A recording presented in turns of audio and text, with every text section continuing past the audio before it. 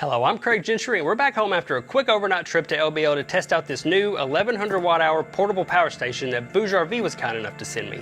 Stay tuned to see how we put it to use and what my thoughts are on this power station.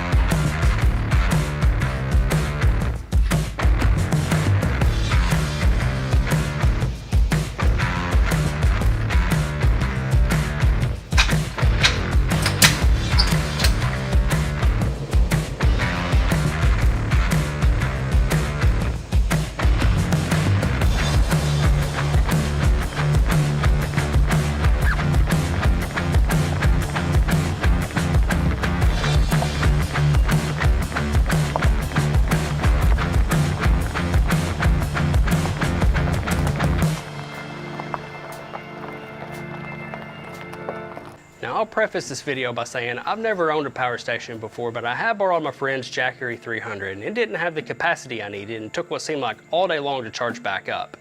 This BougeRV power station has 1100 watt-hour capacity, so that's almost 4 times the capacity and it's hardly any bigger in size. 1100 watt-hours is large enough to power most devices all day. The 200 watt quick charging means it'll be back up to 100% in just a few hours. You can recharge it by plugging it into a wall, or you can use any 12-volt socket inside your vehicle to charge it when driving. My 4Runner has both power outlets in the rear, so when we're out for the day, I'll take advantage of the dual handle portability and move it back and forth between the vehicle and the camper. Solar power is also an option with the built-in 200 watt PV input and included MC4 pigtail. We have a big trip coming up in just over a month, so I needed to know how to use it and what it can power. This weekend I learned that phones and laptops don't even phase this thing. I've got an old MacBook and the internal battery only lasts a few minutes without being plugged in. This power station is massive overkill if all you need to charge is small electronic devices like phones, tablets, and laptops. Now we love going out west, but burn bans are becoming more of a thing. No open flames means no boiling water for things like oatmeal and backpacker meals. When we're at the camper, I've been using an electric water kettle lately to cut down on using the Coleman stove or the pocket rocket. Electric water kettles pull a lot of electricity, and that's not a problem when you're on shore power, but I knew it'd be one of the larger loads for the power station to handle. My water kettle was pulling over 1300 watts sustained. This power station is rated at 1200 watts, so that's a little too much for it. But it was just a thermal switch instead of blowing a fuse, so I just did it a few times and it still boiled my water and didn't ruin my oatmeal. That kettle's too big for our tiny little camper anyways, so I got this collapsible kettle that's made for travel.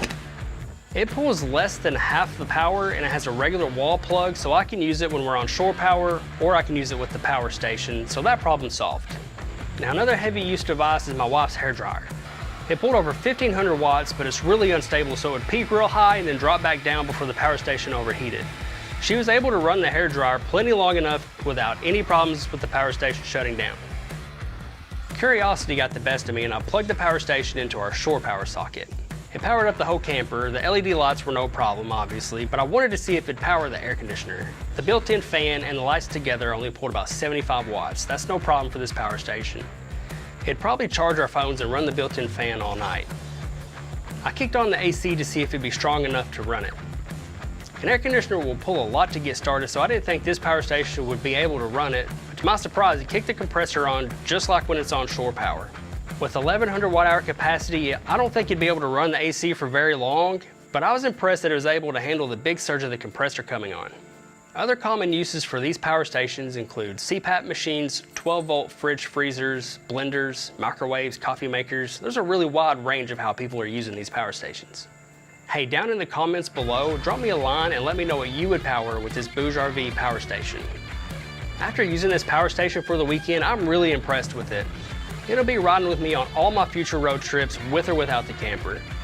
If you'd like to see more info on this power station, visit BougeRV.com, and if you decide to purchase one for yourself, Use my discount code IAMCG at checkout and you'll get their largest discount. Thank you so much for watching. If you haven't already, please check out some of my previous videos, and if you enjoy them, consider subscribing to my channel. I'd really appreciate that. Thanks again, I'll see you next time.